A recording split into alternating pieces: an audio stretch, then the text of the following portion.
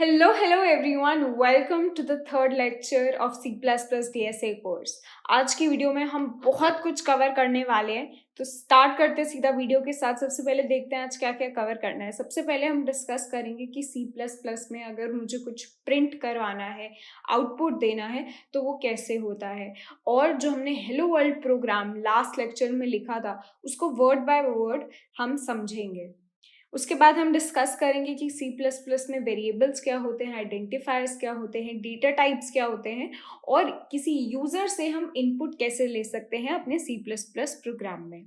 ठीक है, तो स्टार्ट करते हैं. सबसे पहले C++ आउटपुट. ठीक है, यहाँ पे हमने देखा था लास्ट लेक्चर में भी कि अगर मेरे को हेलो वर्ल्ड प्रिंट कराना है तो उसके लिए मैं काउट कीवर्ड और दो लेस देन साइंस यूज कर रही थी. ठीक है, तो ये जो ऑपरेटर है ये C++ में यूज होता है अगर हमें कुछ प्रिंट करवाना है. तो इसके बाद जो भी मेरा लिखा रहेगा वो हमारा प्रिंट हो रहा होगा. ठीक है, तो ये काउट और इस ऑपरेटर के बारे में हम आगे लेक्चर्स में और पढ़ रहे होंगे. अभी के लिए हम ये समझते हैं कि जो हेलो वर्ल्ड प्रोग्राम हमने लिखा था वो क्या है. अब आप ऐसे समझिए कि ये जो काउट वाली स्टेटमेंट यहाँ पे लिखी हुई है, अगर मैं एक फाइल बनाऊं विद .cpp एक्सटेंशन और वहाँ पे ये लाइन डाल दूँ और उसको रन कर दूँ, तो क्या मेरा हेलो वर्ल्ड प्रिंट हो जाएगा? नहीं हो पाएगा, क्योंकि C++ जो कंपाइलर यूज करता है that expects some files to be imported, that expects some preprocessing. ठीक है, तो उस सब के लिए we have to add some code जो भी हम देख रहे होंगे. तो ये जो कोड हमने हेलो वर्ल्ड का लिखा है, इससे आपको समझ में आ जाएगा कि क्या एक टेम्पलेट है जो कि हमें हर एक C++ प्रोग्राम के लिए फॉलो करना है. ठीक है, तो यहाँ पे ये जो आपको दिख रहा है, this is our hello world program. यहाँ पे ये जो फर्स्ट टू स्टेटमेंट्स है, hashtag include iostream and using namespace STD, ये हमें हर C++ प्रोग्राम में लिखनी है. और ये जो इंट मेन प्रोग्राम है, इंट मेन फंक्शन है, sorry this is a function. ठीक है, इसके बारे में अभी डिटेल में बताती हूँ मैं. तो ये भी हमारा हर C++ प्रोग्राम में यूज हो रहा होगा. अब जो हमें कोड लिखना है, जो एक्चुअली काम करना है, जो हम चाहते हैं हमारा कंप्यूटर हमारा कोड हमें करके दे, वो हमें इस फंक्शन के अंदर लिखना है. ये जो दो कर्ली ब्रैकेट्स हैं इसके अंदर लिखना है. तो हमारा जो काउट स्टेटमेंट होगा आउटपुट प्रिंट करने के लिए, वो इन दो कर्ली ब्रैकेट्स के बीच में रहेगा. ठीक है, अब इसको ब्रेक डाउन करते हैं इस कोड को word by word, line by line, and समझते हैं कि what does it stand for. ठीक है, सबसे पहले कमेंट्स इन C++. तो यहाँ पे तुम्हें ये लाइन दिख रही है जो दो फॉरवर्ड स्लैश के बाद मैंने लिख रखी है दिस. ये लाइन क्या कर रही है यहाँ पे? ये लाइन यहाँ पे कुछ भी नहीं कर रही है. सो बेसिकली C++ में मोस्टली ऑलमोस्ट हर प्रोग्रामिंग लैंग्वेज में आप कमेंट्स ऐड कर सकते हो अपने कोड में जो कि एग्जीक्यूट नहीं होता. ठीक है, that comments are not actually part of the code. तो वो कमेंट्स क्यों लिखे जाते हैं कोड में, वो बेसिकली हमें इसलिए हम लिखते हैं ताकि हमें समझ में आए कि जो हमने कोड लिखा हुआ है वो क्या कर रहा है. ठीक है, अगर आप कुछ महीनों बाद अपना कोड पढ़ रहे हो या आपका कोड कोई और पढ़ रहा है, तो उसको समझ में आना चाहिए ना कि जो आपने कोड लिख रखा है वो क्यों लिख रखा है, क्या लिख रखा है. तो उसको रीडेबिलिटी को इम्प्रूव करने के लिए हम कमेंट्स डालते हैं. ठीक है, C++ में अगर आपको कोई कमेंट डालना है अपने कोड में तो आपको दो फॉरवर्ड स्लैश डालने हैं, या फिर अगर आपको मल्टी लाइन कमेंट डालना है, जैसे कि आपके 3 लाइन्स हैं जो आपको कमेंट आउट करनी है, तो आप उसके लिए ये भी यूज कर सकते हैं. ठीक है, यहाँ पे अगर आप सिर्फ फॉरवर्ड स्लैश डालते हैं तो इस लाइन में जो भी लिखा रहेगा वो आपका कमेंट माना जाएगा, और कंपाइलर को जैसे ही कोई कमेंट दिखेगा तो वो उसको स्किप करके आगे बढ़ जाएगा. ठीक है, कमेंट समझ में आ गए हमें. अब हम देखते हैं जो हमारी पहली लाइन थी प्रोग्राम की, हैशटैग इंक्लूड आईओस्ट्रीम.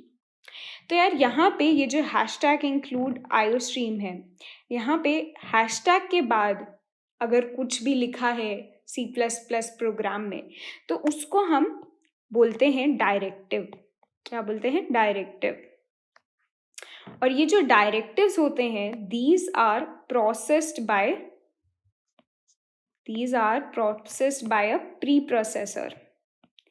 अब प्री प्रोसेसर क्या होता है?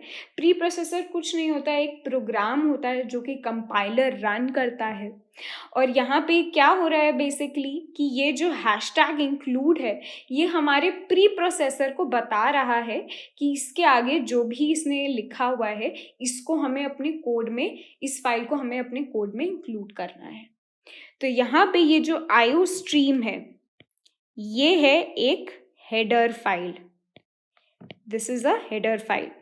तो हमारे C++ में काफ़ी सारी हेडर फाइल्स होती हैं and IO stream is one of those header files and this is a very common and popular header file जो ऑलमोस्ट आपको हर C++ प्रोग्राम में यूज हो रही होगी। तो यहाँ पे ये लाइन जो है ये बेसिकली ये बोल रही है, अपने प्री प्रोसेसर को ये बता रही है कि ये जो हेडर फाइल है आईओ स्ट्रीम इसको आप इंक्लूड कर लो अपने प्रोग्राम में। इस हेडर फाइल में क्या क्या इंक्लूडेड होता है, जो भी हमारे बेसिक C++ फंक्शंस होते हैं इंक्लूडिंग आर इनपुट आउटपुट के लिए अभी हमने सी आउट देखा था ना, वो सब इस हेडर फाइल में इंक्लूडेड होते हैं। तो बाद में आगे जाके अगर कोई स्पेसिफिक चीज़ें हैं जो कि हमें अपने कोड में चाहिए तो उसके लिए मे बी हम दूसरी हेडर फाइल्स भी इंपोर्ट कर रहे होंगे या इंक्लूड कर रहे होंगे। ठीक है, नेक्स्ट लाइन जो हैशटैग इंक्लूड के बाद थी वो थी यूजिंग नेम स्पेस std। अब ये लाइन यहाँ पे क्या बता रही है? ये लाइन ये बता रही है कि std करके एक नेम स्पेस है जिसको हमें अपने कोड में यूज करना है। ठीक है, तो जैसे कि मैं आपको बता देती हूँ, हमारा जैसे Cout हमने पढ़ा है, Cout जो है this belongs to the standard namespace. ठीक है, तो अगर मैं ये वाली line using namespace std ना डालूं अपने कोड में तो मुझे अपनी Cout स्टेटमेंट कुछ ऐसी लिखनी पड़ेगी, std double colon Cout and then whatever I want to print. ठीक है, तो यहाँ पे हर लाइन में ये लिखने की जगह हम शुरू में ही ऊपर डालते हैं यूजिंग नेम स्पेस std।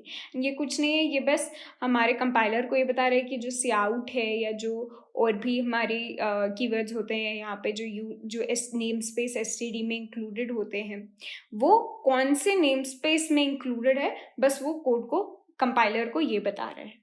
ठीक है, आगे बढ़ते हैं। इसके बाद जो पहली दो लाइंस हो गई उसके बाद हमने क्या लिखा था, हमने इंट मेन लिखा था। अब इंट मेन को ऐसे समझिए, हमने इंट मेन कैसे लिखा था, हमने लिखा था int main brackets and then curly bracket. और मैंने आपको ये बताया है कि इन कर्ली ब्रैकेट्स के बीच में जो हम लिखते हैं कोड वो एग्जीक्यूट होता है। तो हमारा जो कंपाइलर होता है C++ प्रोग्राम में, it looks for the main function, doesn't matter where the main function is. ठीक है, हो सकता है ऊपर कोई और फंक्शंस लिखे हो और मेन फंक्शन सबसे नीचे लिखा हो, लेकिन वो जो कोड की एग्जीक्यूशन स्टार्ट करता है हमारा compiler, it always starts from our int main function.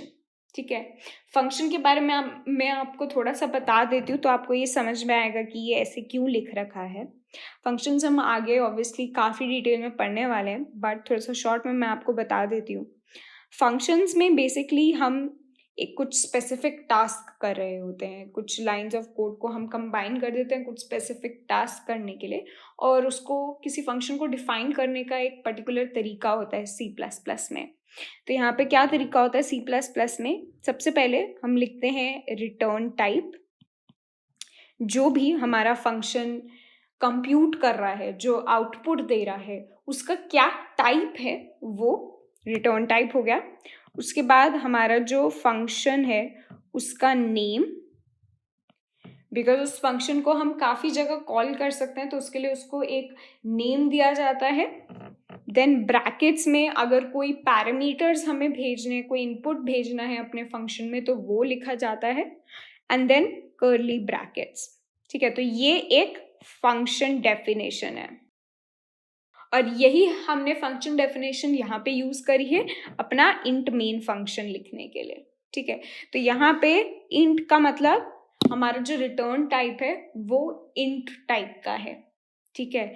Main हमारे फंक्शन का नाम हो गया, यहाँ पे हम कोई पैरामीटर्स नहीं ले रहे हैं, एंड देन कर्ली ब्रैकेट्स के अंदर जो भी आएगा वो हमारा कोड एग्जीक्यूट होना स्टार्ट हो जाएगा, ठीक है। तो ये हो गया इंट मेन। अब काउट यहाँ पे मैं आपको बता चुकी हूँ ऑलरेडी, ये हमारा प्रिंट करने के लिए यूज हो रहा है। यहाँ पे हम स्टेटमेंट के बाद सेमी कोलन भी लगाते हैं, आपने देखा होगा ऑलमोस्ट सारे स्टेटमेंट्स के बाद हम सेमी कोलन लगाते हैं यहाँ पे C++ में, which basically tells the compiler that that statement has ended, ठीक है। Next return 0। तो जो हमने इंट मेन फंक्शन देखा है अभी, जो फंक्शन में जो भी कंप्यूटेशन होती है वहाँ पे मैंने आपको बताया कि वो कुछ रिटर्न करता है, ठीक है। तो फंक्शन का कैसे पता चलता है हमें कि फंक्शन जो है वो एंड हो चुका है? थ्रू इट्स रिटर्न स्टेटमेंट, ठीक है। हर फंक्शन के एंड में हम एक रिटर्न स्टेटमेंट डालते हैं। सिमिलरली हमारा जो मेन फंक्शन है उसमें हम डालते हैं रिटर्न 0। तो जैसे ही कंपाइलर को रिटर्न 0 मिलेगा उसको पता चल जाएगा कि हमारा कोड जो है यहाँ पे खत्म हो चुका है, ठीक है। अगर मैंने सपोज कोई स्टेटमेंट लिखी है, अगर मैंने लिखा है यहाँ पे काउट हेलो एंड देन इसके रिटर्न 0 लिखा है नेक्स्ट लाइन में, और फिर नेक्स्ट लाइन में मैंने लिखा है काउट वर्ल्ड, तो आपके हिसाब से यहाँ पे क्या प्रिंट होना चाहिए? क्या यहाँ पे हेलो वर्ल्ड दोनों प्रिंट होगा? नहीं होगा।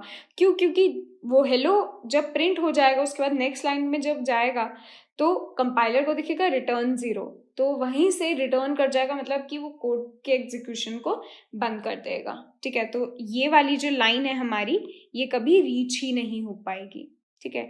और 0 आप समझ रहे हैं, 0 यहाँ पे रिटर्न हो रहा है बिकॉज हमारा रिटर्न टाइप जो है वो इंट है, या मुझे बोलना चाहिए हमारा रिटर्न टाइप इंट इसलिए क्योंकि हम यहाँ पे 0 रिटर्न कर रहे हैं, ठीक है। 0 इज एन इंटीजर इसलिए। उसके बाद आगे बढ़ते हैं। अब यहाँ पे मैं आपको कोड में भी एक बार दिखा देती हूँ जो हमने हेलो वर्ल्ड प्रोग्राम लिखा था। यहाँ पे हमने लास्ट लेक्चर में हेलो वर्ल्ड प्रोग्राम का जो लिखा था टेम्पलेट वो वही है यहाँ पे, एंड इसको हम रन करके भी देख लेते हैं तो हमारा हेलो वर्ल्ड जो है यहाँ पे प्रिंट हो गया है। यहाँ पे एक और चीज़ मैं आपको बताना चाहूँगी, अगर हमें अपना जो प्रिंट करवाना है कुछ भी वो नेक्स्ट लाइन में लेकर जाना है तो उसके लिए हम एंडल यूज करते हैं, ठीक है। अब यहाँ पे सपोज मुझे हेलो के बाद वर्ल्ड जो है वो नेक्स्ट लाइन में प्रिंट करवाना है, तो मैं क्या करूँगी, हेलो लिखूंगी, उसके बाद endl and then again this operator and double inverted commas में वर्ल्ड, ठीक है। तो इसको अगर मैं अब रन करूँगी तो ओके मैंने सेव नहीं किया, सेव करके रन करूँगी तो ये वर्ल्ड को नेक्स्ट लाइन में डालेगा, ठीक है। तो ऐसे यहाँ पे आप सेम लाइन में काफ़ी सारी चीज़ें जो हैं प्रिंट करवा सकते हैं और एंडल का यूज़ कर सकते हैं अगर आपको नेक्स्ट लाइन में प्रिंट करवाना है। आप \n भी यूज़ कर सकते हैं यहाँ पे, जो कि C में यूज़ होता है for going to the next line. तो अब हम बढ़ रहे हैं नेक्स्ट टॉपिक पे जो कि है C++ वेरिएबल्स। वेरिएबल्स जो है हर लैंग्वेज में होते हैं, बट इसका मतलब क्या है ये हम एक एग्जाम्पल के थ्रू समझेंगे। जैसे सपोज मेरे को चाय और कॉफ़ी जो है वो किसी कंटेनर में स्टोर करनी है, ठीक है। तो मैंने अपने किचन में एक कंटेनर लिया, उसमें मैंने रख दी टी, और एक और कंटेनर लिया और उसमें मैंने रख दी कॉफ़ी। अब इस कंटेनर को, जो टी वाला कंटेनर है, मैंने उसका नाम रख दिया A, और जो कॉफ़ी वाला कंटेनर है उसका नाम रख दिया B।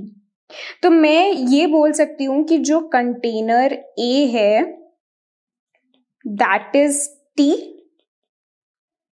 एंड जो कंटेनर B है दैट इज कॉफी।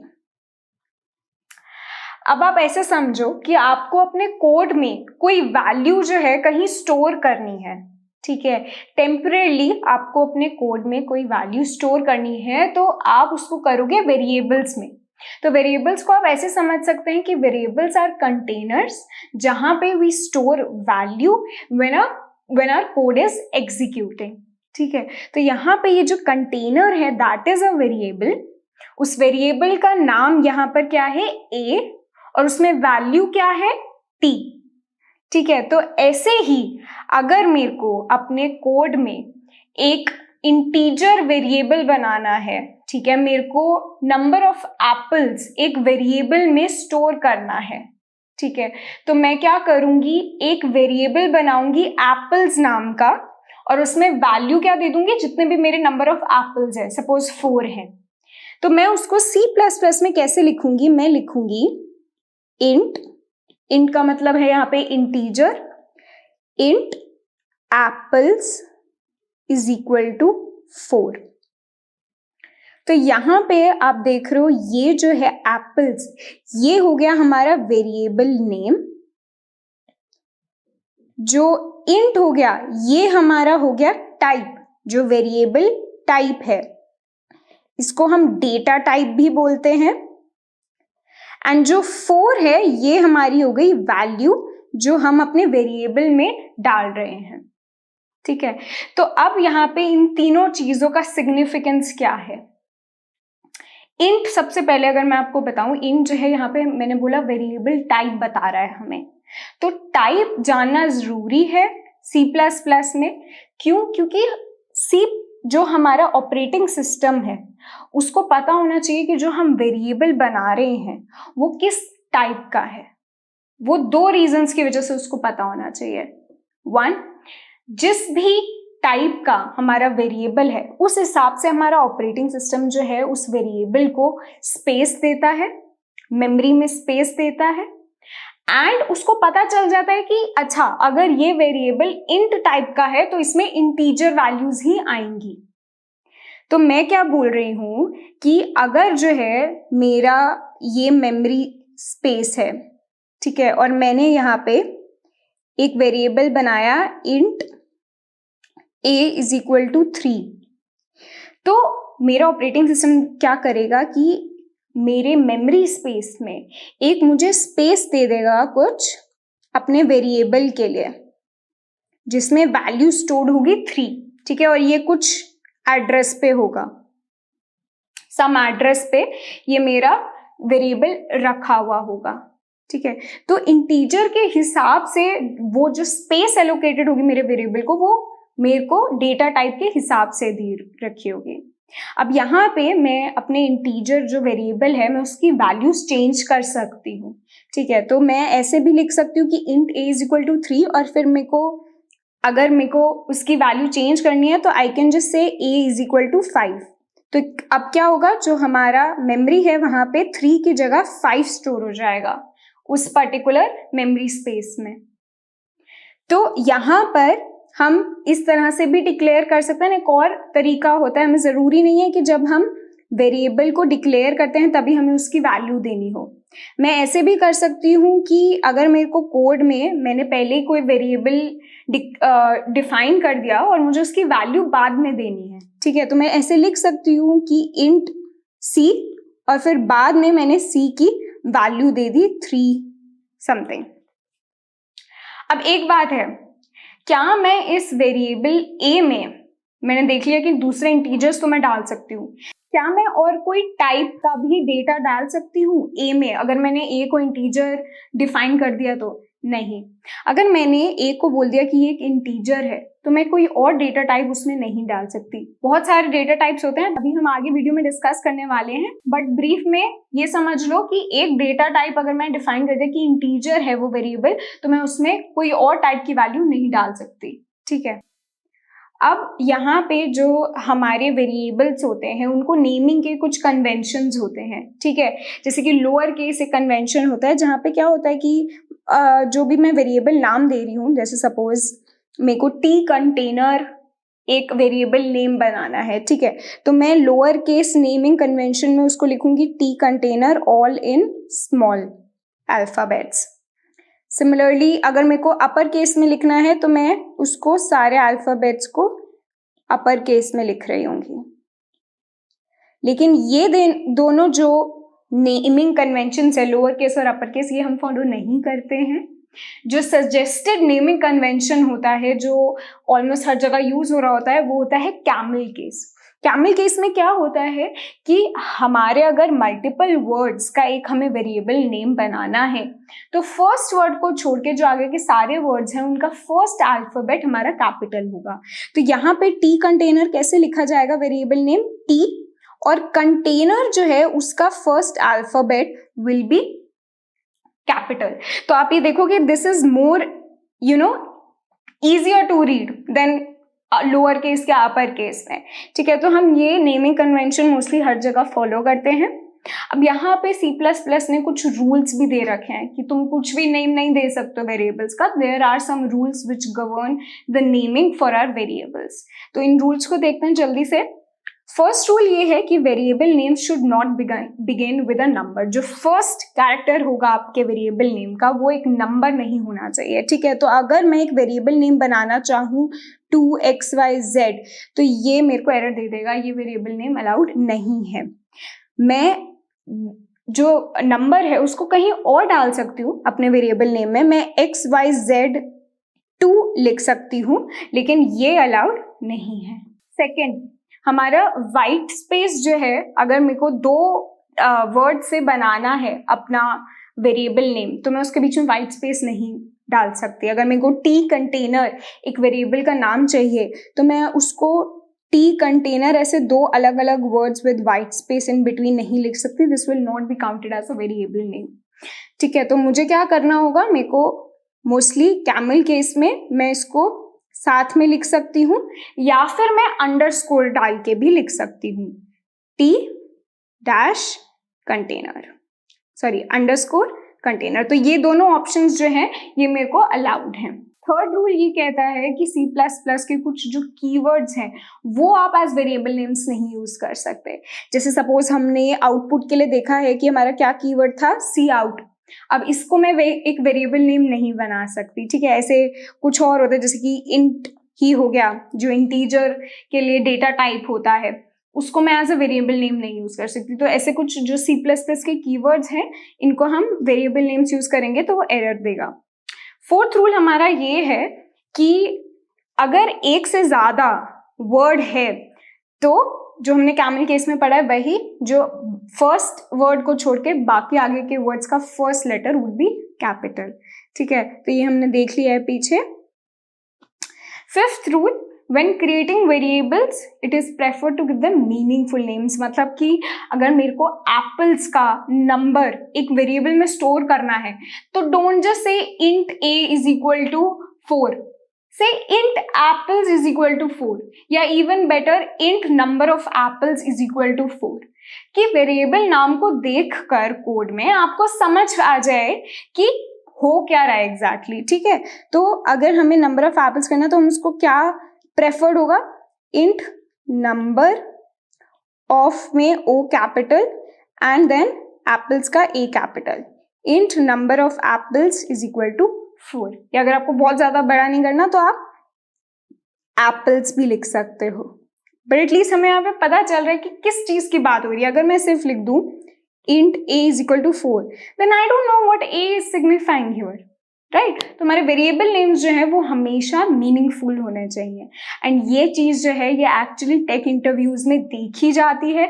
जब आप अपने इंटरव्यूअर के सामने कोड कर रहे होते हो तो दे एक्चुअली सी कि आप अपने वेरिएबल्स को कैसे नाम दे रहे हो, मीनिंगफुल नाम दे रहे हो या ऐसे ही XYZ दे रहे हो, ठीक है। तो इसको ध्यान रखना है हमें। सिक्स्थ रूल हमें ये बोलता है कि लोअर केस होने चाहिए सारे लेटर्स अगर हमारा सिंगल वर्ड है, ठीक है। जैसे एप्पल्स अगर है that is a one word variable name, तो it should all be small letters. It should not be कि हम सारे लेटर्स कैपिटल कर रहे हो, या फिर फर्स्ट लेटर कैपिटल कर रहे हो, या फिर फर्स्ट लेटर स्मॉल और बाकी सारे लेटर्स कैपिटल कर रहे हो। तो ये जो है नहीं, ठीक है, सिर्फ ये फॉलो होगा। नेक्स्ट अप आते हैं यार आइडेंटिफायर्स पे। वेरिएबल्स हमें समझ में आ गया, आइडेंटिफायर्स क्या होते हैं। अब identifiers are names of any class, variables, methods etcetera. ठीक है, तो C++ में हमारी कुछ क्लासेस भी होती हैं। मेथड्स हो गए, फंक्शंस जो अभी हमने डिस्कस किए हैं, वेरिएबल्स हो गए, तो इनको जो भी हम नेम देते हैं उनको हम आइडेंटिफायर्स बोलते हैं। ठीक है, names of all these things. तो यहाँ पे आइडेंटिफायर्स को अगेन जब आप किसी भी क्लास, मेथड, वेरिएबल को नेम दे रहे हो, आइडेंटिफायर दे रहे हो। आइडेंटिफायर मतलब आपको मीनिंग से, वर्ड से ही समझ में आ रहा है उसका मीनिंग, जो उसको किसी चीज को आइडेंटिफाई करने के लिए यूज हो। ठीक है, तो आइडेंटिफायर ऐसा होना चाहिए, कुछ उसके प्रॉपर रूल्स हैं जो कि C++ में डिफाइंड है। तो देखते हैं क्या है। पहला रूल ये बोलता है कि हमारे जो सारे आइडेंटिफायर्स हैं they should start with an alphabet. ठीक है, तो कैपिटल A to Z या फिर स्मॉल a to Z से स्टार्ट होना चाहिए, और या फिर दो स्पेशल कैरेक्टर्स हमें अलाउड है, दिस $साइन या फिर अंडरस्कोर। ठीक है, तो मेरा जो आइडेंटिफायर है वो ऐसे भी हो सकता है, $साइन एंड देन एप्पल्स, या फिर underscore 2 and then something whatever, banana, something like this. तो these all identifiers are allowed. Second rule ये बोलता है कि आफ्टर द फर्स्ट कैरेक्टर, सिर्फ फर्स्ट कैरेक्टर पे हमारे रूल्स हैं कि वो A to Z होना चाहिए या फिर $साइन और अंडरस्कोर होना चाहिए। उसके बाद के जो कैरेक्टर्स हैं वो किसी भी कॉम्बिनेशन में कुछ भी हो सकते हैं। ठीक है, तो मैंने यहाँ पे अगर फर्स्ट में मैंने अंडरस्कोर डाल दिया या फिर $साइन डाल दिया या फिर कोई भी अल्फाबेट डाल दिया, उसके बाद के जो भी लेटर्स हैं मेरे, उसके बाद के जो भी कैरेक्टर्स हैं एक आइडेंटिफायर में, they can be anything, they can be numbers, they can be any other special character in any combination. ठीक है, थर्ड रूल ये बोलता है कि again a keyword can not be use as an identifier. ठीक है, सोचो अगर तुम स्याउट जैसे वर्ड को एक वेरिएबल बना दिया तुमने या फंक्शन नेम बता दिया तो कितना कंफ्यूजिंग हो जाएगा कोड में, है ना। तो इसलिए जो भी कीवर्ड्स हैं हमारे वो आइडेंटिफायर के नाम से नहीं अलाउड होते हैं।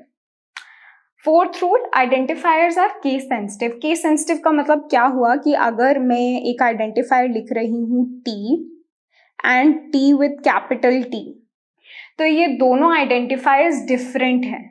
ठीक है, अगर मैंने ये वाला आइडेंटिफायर कहीं डिफाइन कर रखा है और मैं कोड में आगे जाके ये वाला आइडेंटिफायर कॉल करूँ तो मेरे को एरर देगा कि ये आइडेंटिफायर कहीं पे डिफाइंड है ही नहीं।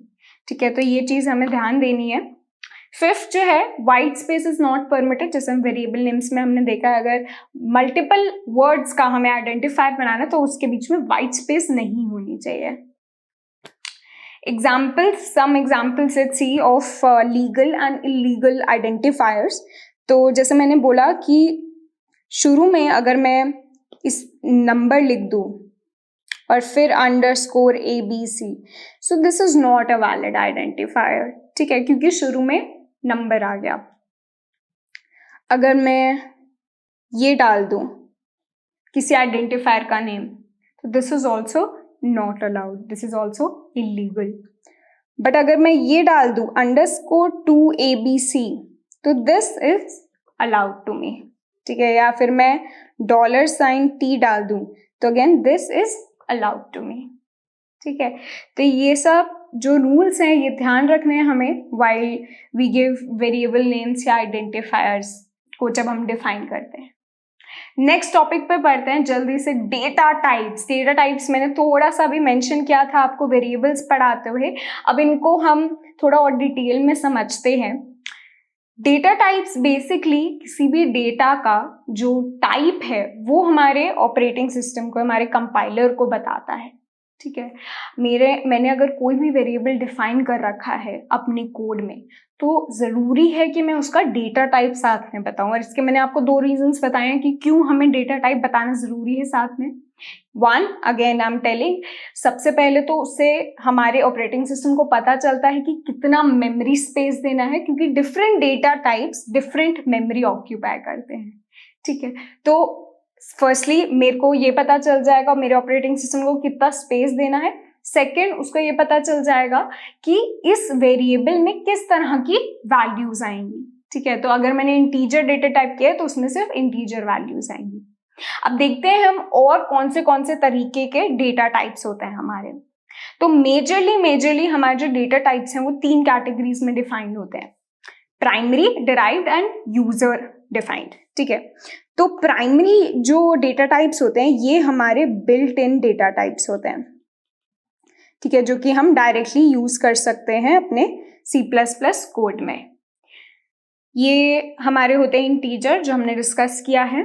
बाकी character, Boolean, floating point, double floating point, void, wide character, ये अभी हम सब सारे जो हैं ये प्राइमरी डेटा टाइप्स डिस्कस करते हैं थोड़ा सा और डिटेल में। बट प्राइमरी के अलावा there are also derived data types. Derived data types वो होते हैं which are derived from primary, which are derived from primary data types. ठीक है, तो these are functions, arrays, pointer, reference. It's okay अगर ये चीज़ें अभी आपको नहीं समझ में आ रही है, अभी मैं यहाँ पे इनमें डिटेल में नहीं जाने वाली हूँ क्योंकि इसके लिए हमें थोड़ा सा और कॉन्टेक्स्ट चाहिए, तो आगे वाले लेक्चर्स में हम कवर कर रहे होंगे। ठीक है, बट आपको बस अभी के लिए ये पता होना चाहिए कि ये जो डेटा टाइप्स हैं these are derived data types and these are derived from our primary data types. उसके बाद आते हैं यूजर डिफाइंड कैटेगरी। ठीक है, ये जो है ये वो डेटा टाइप्स हैं जो कि defined by user. This is quite evident by the name actually कि ये डेटा टाइप्स बिल्ट इन नहीं होते हैं, ये यूजर जो है कोड में डिफाइन करता है, only then you can use these data types. ठीक है, तो क्लास जो ऊप्स में हमने समझा, structure, union, enum, typedef, ये सब हमारे यूजर डिफाइंड डेटा टाइप्स होते हैं। ठीक है, इनमें से कुछ हम यूज कर रहे होंगे आगे जाके, कुछ जो है बस नाम आपको पता होना चाहिए कि ये यूजर डिफाइंड डेटा टाइप है। ठीक है, अब जो प्राइमरी डेटा टाइप्स हैं वो सबसे ज्यादा आप लोग यूज कर रहे होंगे अपने कोड में। ठीक है, तो उनको हम थोड़ा सा डिटेल में समझते हैं। सबसे पहले इंटीजर डेटा टाइप जो हमने ऑलरेडी देख लिया है। अगर हमें कोई भी इंटीजर वेरिएबल बनाना है, मेरे को कोई इंटीजर स्टोर करना है किसी वेरिएबल में, जैसे कि 2, 3, 4, तो उसके लिए मैं इंट डेटा टाइप यूज करती हूँ। ठीक है, तो मैं इसको कैसे लिखूंगी, int a is equal to 3। अब यहाँ पे जो एक इंटीजर डेटा टाइप होता है ये 4 बाइट्स लेता है हमारी मेमोरी में। अब मैंने आपको बताया था कि हर डेटा टाइप अलग स्पेस लेता है मेमोरी में, इंटीजर डेटा टाइप 4 बाइट्स लेता है। अब आप बोलोगे कि ये 4 बाइट्स का यहाँ पे मतलब क्या है, तो यहाँ पे हम पहले बाइट्स को समझते हैं कि क्या होता है। तो 1 byte is equal to 8 bits. ठीक है, और बिट क्या होता है, bit is the smallest unit of storage, smallest unit of storage. मैंने आपको बताया था कि हमारा जो कंप्यूटर है उसको सिर्फ 2 चीजें समझ में आती है, 0 और 1। तो कंप्यूटर की जो स्मॉलेस्ट यूनिट ऑफ स्टोरेज होती है उसको बिट बोलते हैं, और इसमें बिट में सिर्फ 2 वैल्यूज आती हैं, 0 या फिर 1। ठीक है, तो हमारा आप ऐसे समझिए कि अगर मेरे 8 बिट्स हैं, ठीक है, दिस इज 1 बाइट, इसमें 8 बिट्स हैं और हर एक बिट में मेरे 2 वैल्यूज पॉसिबल हैं, 0 या 1। तो कितनी एक बाइट में कितने अलग अलग कॉम्बिनेशंस बन सकते हैं। ठीक है, तो that would be 2 into 2 into what, 2 raise to power 8। ठीक है, अब मैंने बोला कि 1 byte is equal to 8 bits, तो मेरा 4 बाइट्स में कितने डिफरेंट कॉम्बिनेशंस बन पाएंगे, 2 raise to power 8 into 4 which is 2 raise to power 32। ठीक है, तो ये 2 रेज टू पावर 32, ये मैंने आपको क्यों निकाल के दिखाया नंबर, मैं बता देती हूँ। यहाँ पे 2 रेज टू पावर 32 ये सिग्निफाई कर रहा है कि अगर मेरा इंटीजर मैंने बोला कि वो 4 बाइट्स का है और 4 बाइट्स में इतने डिफरेंट कॉम्बिनेशंस पॉसिबल हैं, तो इसका मतलब मैं मेरे को रेंज मिल गई अपनी इंटीजर वेरिएबल की। मैं 2 रेज टू पावर 32 नंबर्स जो हैं या डिफरेंट वैल्यूज जो हैं वो स्टोर कर सकती हूँ अपने इंटीजर डेटा टाइप में, ठीक है, जिसका साइज है 4 बाइट्स। तो यहाँ पे हमें ये समझ में आ गया कि साइज का क्या मतलब है यहाँ पे। अब बढ़ते हैं नेक्स्ट डेटा टाइप पे, जो कि है कैरेक्टर। कैरेक्टर डेटा टाइप में हमें क्या, जैसे अगर हमें कुछ भी कैरेक्टर स्टोर करना है जैसे ABC, तो उसके लिए हम कैरेक्टर डेटा टाइप यूज करते हैं। लेकिन यहाँ पे अगर मेरे को कोई भी कैरेक्टर डिफाइन करना है, जैसे कि मुझे लिखना है कि character name is equal to A, तो यहाँ पे A को मैं सिंगल कोट्स में लिखूंगी, तभी वो एक कैरेक्टर माना जाएगा, ठीक है।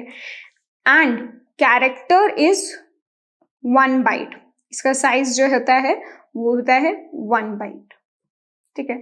तो ये हो गया हमारा कैरेक्टर डेटा टाइप। नेक्स्ट हमारा बूलियन डेटा टाइप। ये बहुत इंटरेस्टिंग डेटा टाइप है।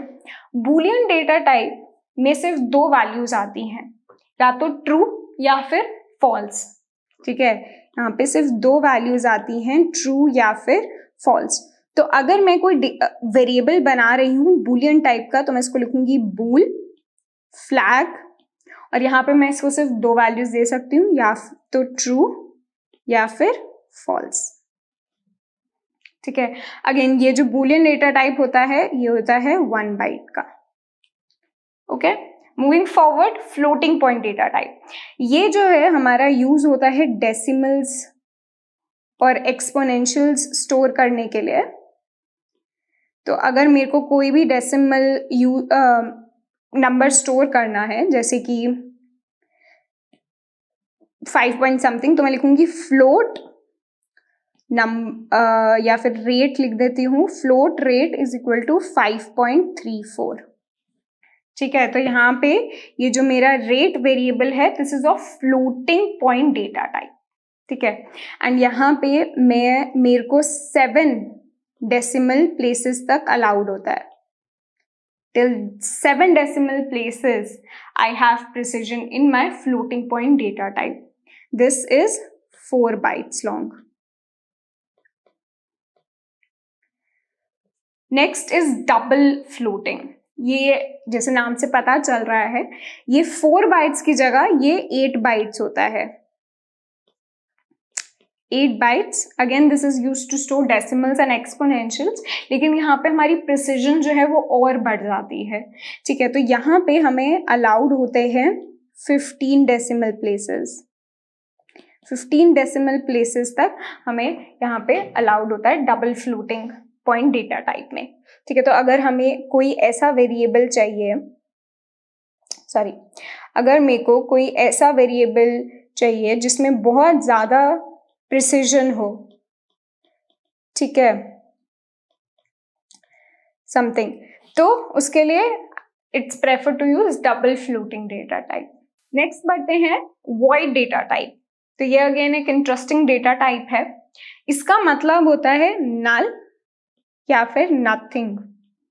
इसका मतलब बोल लो, या इसमें जो वैल्यू होती है उसमें वो होती है नल, ठीक है। तो ये वॉइड डेटा टाइप जो है, इसमें स्पेशल बात ये है कि इसको आप कहीं पे भी डिफाइन नहीं कर सकते। मैं इसको ये नहीं लिख सकती कि void a is equal to something, क्योंकि ये है ही नहीं। इसमें ये कुछ मेमोरी जो है इसको कुछ एलोकेटेड होगी ही नहीं, ठीक है। तो इसको मैं ऐसे डिफाइन नहीं कर सकती। ये कहाँ पे फिर यूज क्या है इसका, वो मैं बताती हूँ आपको। जैसे कि मैंने आपको इंट मेन फंक्शन बताया था, है ना, ऐसे ही मैं एक फंक्शन डिफाइन कर सकती हूँ जिसका रिटर्न टाइप वॉइड हो सकता है किसी फंक्शन में मेरे को कोई कंपटीशन करनी, लेकिन मेरे को कुछ रिटर्न नहीं करना वहां पे, ठीक है। तो मैं उसको लिख सकती हूँ void and then the function name, and then जो भी मेरा फंक्शन कर रहा है उसके बाद लास्ट में मुझे बस लिखना है return. I don't have to write return 1, return 0, anything, because I'm not returning anything, ठीक है। तो यहाँ पे इस फंक्शन का रिटर्न टाइप क्या है, void। तो ऐसे कुछ जगहों पे हमारा void डेटा टाइप यूज हो जाता है। अब आते हैं वाइड कैरेक्टर डेटा टाइप पे। तो ये कैरेक्टर डेटा टाइप का ही बड़ा भाई है, ठीक है। कैरेक्टर डेटा टाइप हमने देखा था, दैट वाज 1 बाइट, है ना, character was 1 byte. Wide character is 2 bytes, ठीक है, या फिर कहीं पे 4 बाइट्स भी होता है, बट मोस्टली इट्स 2 बाइट्स। ठीक है, तो अगर आपको बड़ा साइज का कोई कैरेक्टर स्टोर करना है तो आप उसको बाइट कैरेक्टर में भी कर सकते हो। Moving forward, last data type जो हम करने वाले हैं, string data type. This is actually not a built in data type, but this is used very commonly in C++। String data type में अगर हमें एक सीक्वेंस ऑफ कैरेक्टर्स स्टोर करना है, ठीक है, अगर मैंने अभी कैरेक्टर देख लिया कि मेरे को अगर H कैरेक्टर कहीं स्टोर करना है तो मैं कैरेक्टर डेटा टाइप में करूंगी। अगर मेरे को हेलो जो है पूरा वर्ड जो है, सीक्वेंस ऑफ कैरेक्टर्स जो है ये स्टोर करना है, तो ये इसको मैं किस डेटा टाइप में स्टोर करूंगी? That would be string data type. ठीक है, तो मैं क्या बोलूंगी? String and then the name of the string which is name and then जो भी मेरा word है। और string data type जो होता है ये हमेशा डबल कोट्स में होता है। कैरेक्टर हमारा सिंगल कोट्स में होता है और string जो है वो हमारा डबल कोट्स में होता है। ठीक है, अब यहाँ पे ये मत पूछना कि स्ट्रिंग जो है कितना स्पेस ऑक्यूपाई करता है, क्योंकि इसको एक्चुअली डायनामिकली मेमोरी एलोकेट होती है। ठीक है, तो रन टाइम पे जब हमारा कोड जो है रन हो रहा होता है उस time whatever value has been given to the string उसके हिसाब से उसको मेमोरी एलोकेट हो जाती है, तो इट्स नॉट फिक्स्ड। ठीक है, अब बढ़ते हैं। ठीक है, तो हमने वेरिएबल्स पढ़ लिए, आइडेंटिफाइज पढ़ लिया। अब लास्ट टॉपिक कर रहे हैं आज का, जो कि है यूजर से इनपुट लेना। हमने आउटपुट लेना सीख लिया है, अब हमें सपोज यूजर से इनपुट लेना है। हम चाहते हैं कि यूजर, हमें नंबर ऑफ एप्पल्स चाहिए और हम ये इनपुट यूजर से लेना चाहते हैं। ठीक है, तो उसके लिए मैं क्या करूंगी? सबसे पहले मेरे को एक वेरिएबल बनाना पड़ेगा जिसमें मैं वो वैल्यू स्टोर करूंगी जो मेरे को यूजर दे रहा है। ठीक है, तो अगर मेरे को नंबर ऑफ एप्पल्स लेने हैं अपने यूजर से तो मैं एक वेरिएबल बनाऊंगी इंट एप्पल्स, और इनपुट लेने के लिए, जैसे आउटपुट लेने के लिए हम काउट यूज करते थे, ऐसे हम इनपुट लेने के लिए सिन यूज करते हैं विथ एक्सट्रैक्शन ऑपरेटर, और इसके बाद जो भी हमारा वेरिएबल नेम है। ठीक है, so this will allow us to take input from the user and then we can print our variable value जो भी हमारी एप्पल्स की है। तो इसको एक बारी हम कोड में देखते हैं। अब मैं सबसे पहले अपना बेसिक जो है वो फंक्शन लिख लेती हूँ, बेसिक जो टेम्पलेट है C++ का वो लिख लेती हूँ using namespace std. Try not to copy this from somewhere. ठीक है, हम बहुत बारी सोचते हैं कि बार बार जो है ये टेम्पलेट क्यों लिखना है, ये हर जगह सेम ही तो है, बट कोशिश करो कि इसको लिख लो ताकि याद हो जाए। एंड ये फिर तुम्हें लाइक बहुत वो लगे कि ट्रिवियल सा है ये, तो हम मतलब तुम्हें पता भी नहीं चलेगा और तुम लिख लोगे। ठीक है, तो अगर मेरे को यहाँ पे इंट एप्पल्स लेना है अपने यूजर से, तो मैंने एक वेरिएबल बनाया एप्पल्स। जरूरी नहीं है मैं इसकी वैल्यू यहाँ पे डिफाइन करूँ मैं या फिर डिक्लेयर करूँ। ठीक है, मैं सिर्फ अपना एप्पल्स जो है मैंने एक वेरिएबल बना दिया है, अपने ऑपरेटिंग सिस्टम को बता दिया है कि एक एप्पल्स नाम से एक मेरी मेमोरी में स्पेस मुझे दे दो जो कि 4 बाइट्स की होगी, क्योंकि हमारा डेटा टाइप जो है वो इंट है।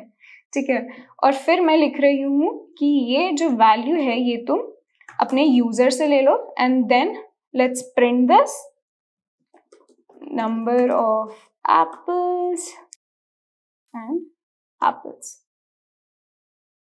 ठीक है, तो इसको मैं सेव कर रही हूँ एंड रन। तो यहाँ पे हमें इनपुट लेना यूजर से, तो हम इसको टर्मिनल से करेंगे। ठीक है, टर्मिनल बेसिकली तुम्हारे हर कोड एडिटर में होगा। ठीक है, बिल्ट इन तो तुम वही यूज कर सकते हो। टर्मिनल इज बेसिकली एक कमांड लाइन जहाँ पे तुम कमांड्स देते हो और वो तुम्हारे कोड के साथ इंटरेक्ट करता है। ठीक है, तो यहाँ पे मैं टर्मिनल में लिख दूंगी कि जो मेरा फाइल का नाम है इनपुट, तो ./input एंड देन ये तुम्हें दिख रहा है यहाँ पे कुछ नहीं हो रहा है अभी, क्यों? क्योंकि it is waiting for my input. ठीक है, तो मैंने यहाँ पे इनपुट दिया 5 एंड मेरा 5 जो है वेरिएबल वो प्रिंट हो गया। ठीक है, तो this was very easy. You learned how to take input from users and also you already know how to give output.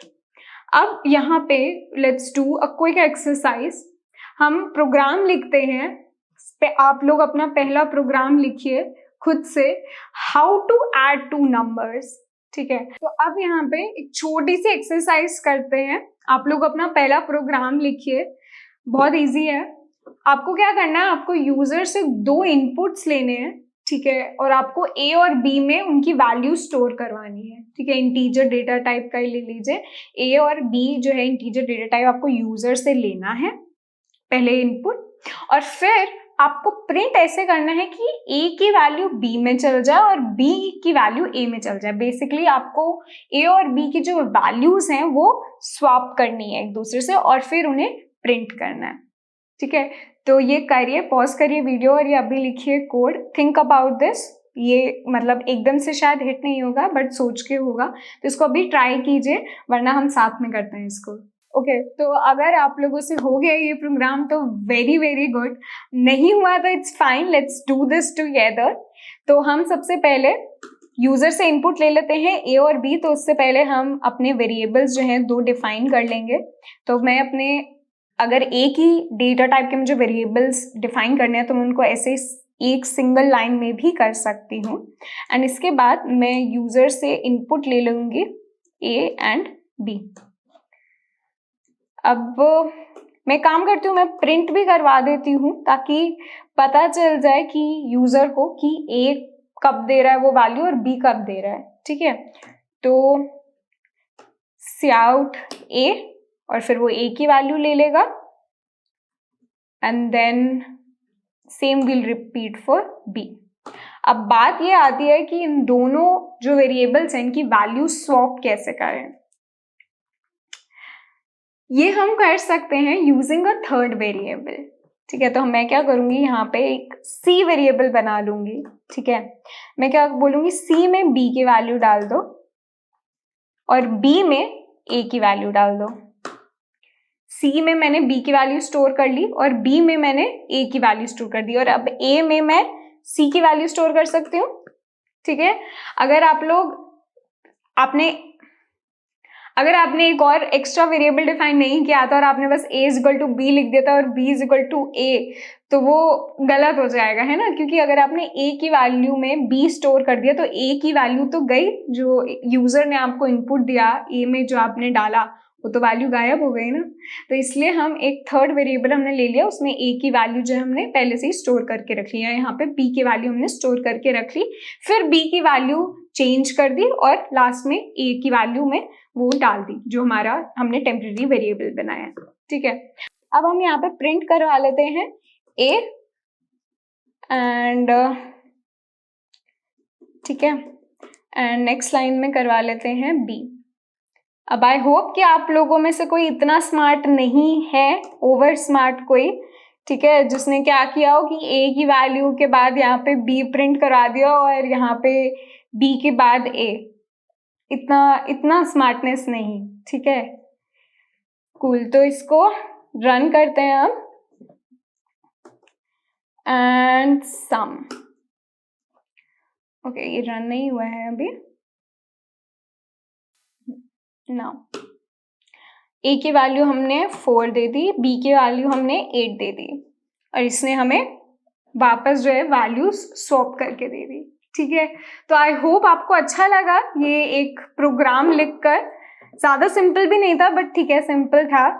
नहीं हुआ तो इट्स फाइन, आगे के ज़रूर आपसे होंगे. नहीं हुआ तो इट्स ओके. अभी हम और भी इंटरेस्टिंग क्वेश्चंस करने वाले हैं, एमसीक्यूज करते हैं.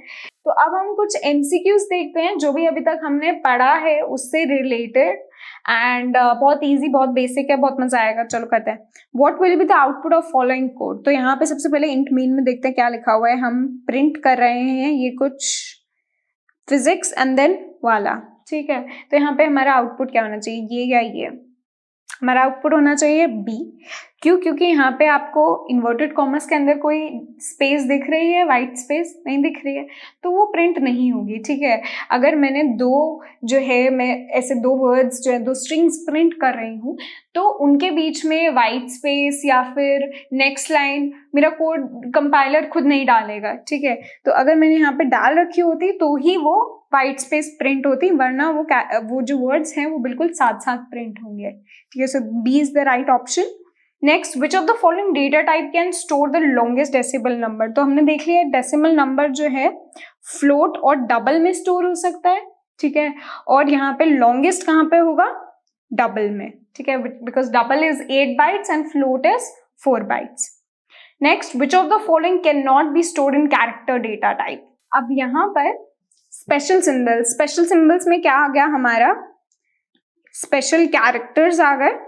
ठीक है, जैसे कि ये हो गए डॉलर साइन हो गया, जो मल्टीप्लिकेशन का साइन होता है वो हो गया, और एनीथिंग प्लस का साइन हो गया। All of these can these be characters? Yes, this can be stored in character data types.